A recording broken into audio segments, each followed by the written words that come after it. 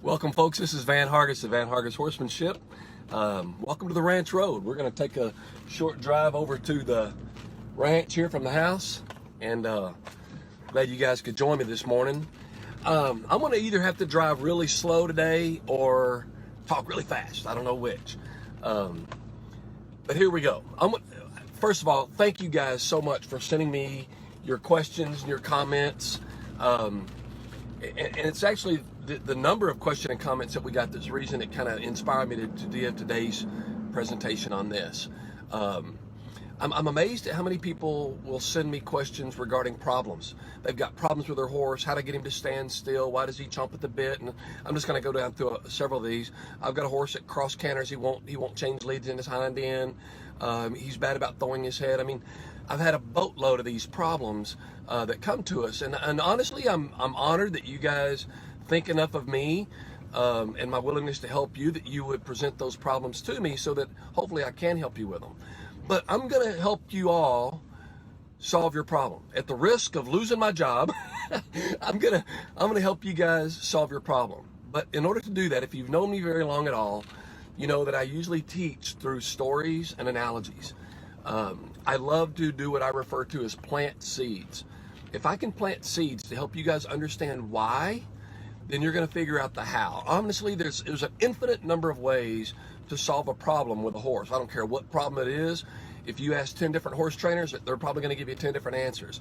I've always argued that if you ask me how to fix a problem with a horse, but if you ask me, say, 10 days in a row, I'm probably going to give you 10 different answers as to what I might do in 10 days. So you got 10 different answers from me on the same problem. Okay, so in order to fix our problem, there's an infinite number of ways to do it. But first of all, to quote a quote that I learned from Mr. Jack Brainerd, one of my dear heroes, and by the way, he just had a birthday not too long ago, 98 years old, and he's still doing horsemanship presentations to help people. Awesome man. I'll share other stories about him later. But nonetheless, he said to me one time, and I say he said it to me, I heard him say it, and then I've read it in his book as well. But in order to effect a cure, you first have to find the cause. What is the cause? Now, usually our cause with our horses, whatever problem it is, I don't care what it is, I don't care if it's a horse that pulls back, I don't care if it's a horse that paws the ground, usually the problem is a lack of foundation.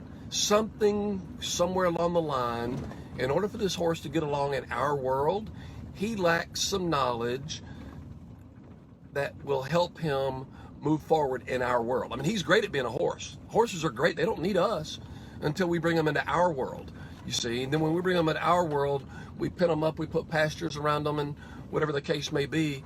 And now we've made them have to conform what is natural for them.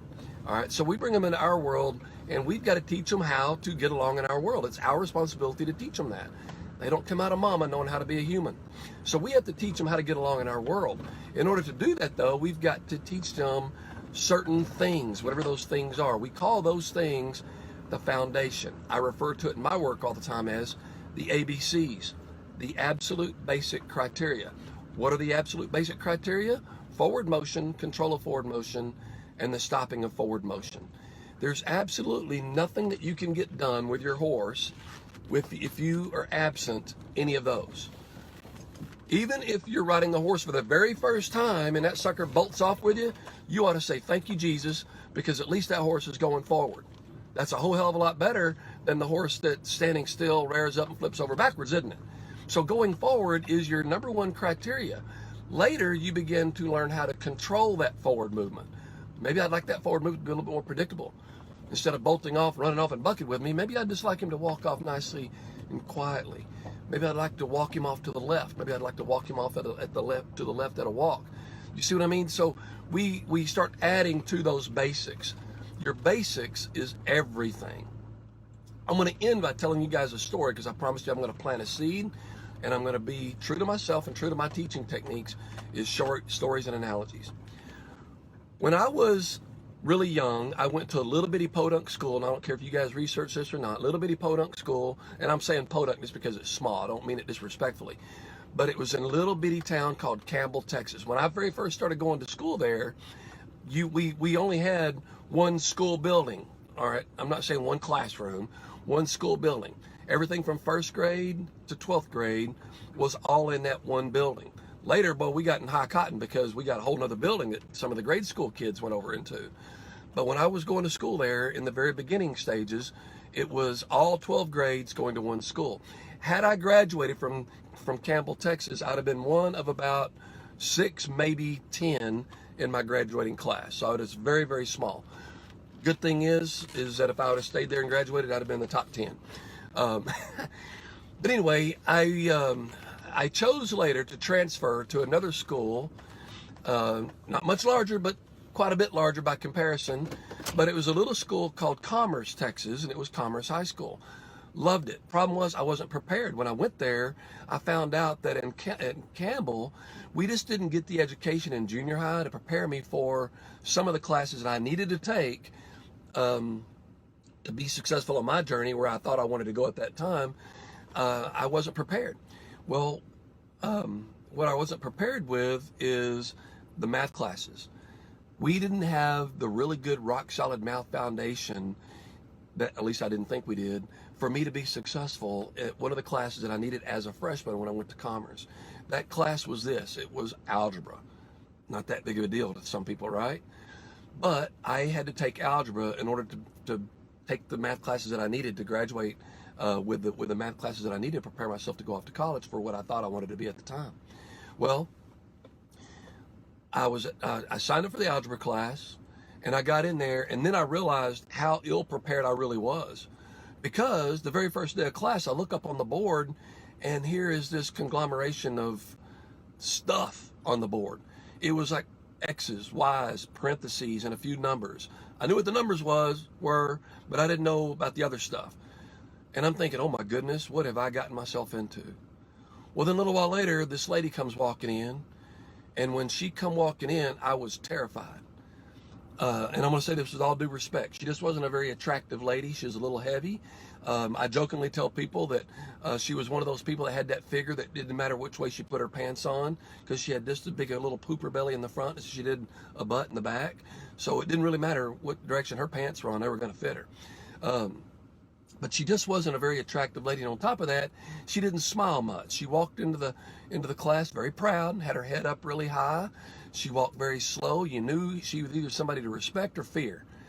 Well, she goes in, she sits down, and I found out really quickly that this lady was all business.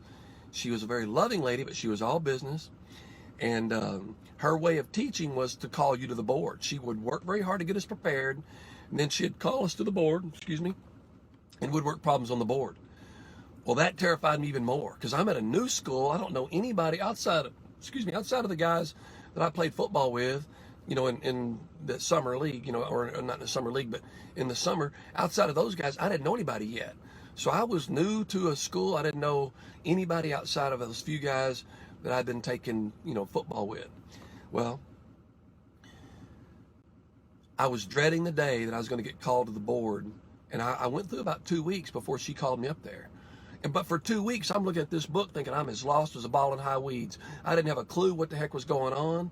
I was studying it, but it wasn't sinking in with me. I'd never had any exposure in Campbell to algebra. Okay? Well, finally my luck ran out. She called me to the board.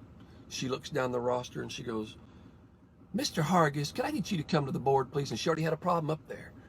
And I go up there and I'm seeing an X, parentheses, some numbers, and some things and some lines. And I just stood there. I had the chalk in my hand and I stood there. I could feel every eye staring at the back of my head from those students behind me.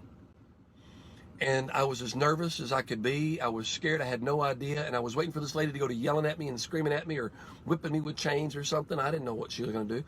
But I was standing up there blank and I didn't know what to do. And then finally I heard the chair that she was sitting in kind of creak, and she leaned back and she placed her hands on her belly.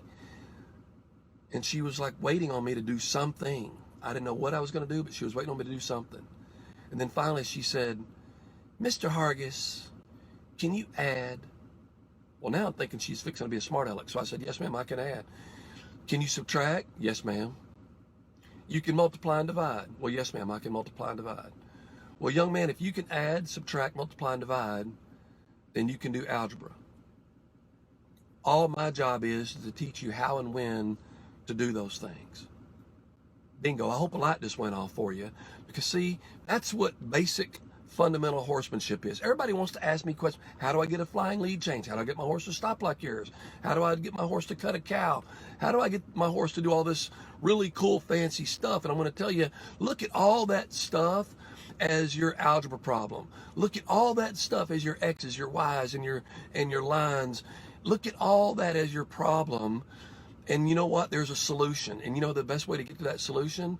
Go absolutely back to your fundamentals. I've got a horse that won't load in the trailer. That's fundamental. I got a horse that sets back. That's fundamental. I got a horse that won't stand still for the farrier. That's fundamental. What are your ABCs? If you go back and you master your ABCs, you can solve any problem that any horse out there can present to you. Now, I'm not trying to work myself out of a job by telling you that. I'm just trying to tell you that in order to effect a cure, you have to find the cause. 99.9% of the time, if you'll go all the way back to the basics and build yourself up again using the fundamentals and the basics, the ABCs, forward motion, control of forward motion, and stopping of forward motion, you will have the quote-unquote problem revealed to you. You can address it and then move forward. You see, when you work a math problem, if you don't end up with a solution that you hope for, you go back and you find, oh my God, I didn't add this right. You fix that and the problem's going to solve itself just about. I hope like heck that helps you. I'm here at the ranch already. I've been here for a couple of minutes. I know this is a little bit long today. I apologize. But this is the foundation of everything that you want to do that's horsemanship and humanship related. Thank you this morning for joining me on the ranch road. And until next time, this is Van Hargis with Van Hargis Horsemanship.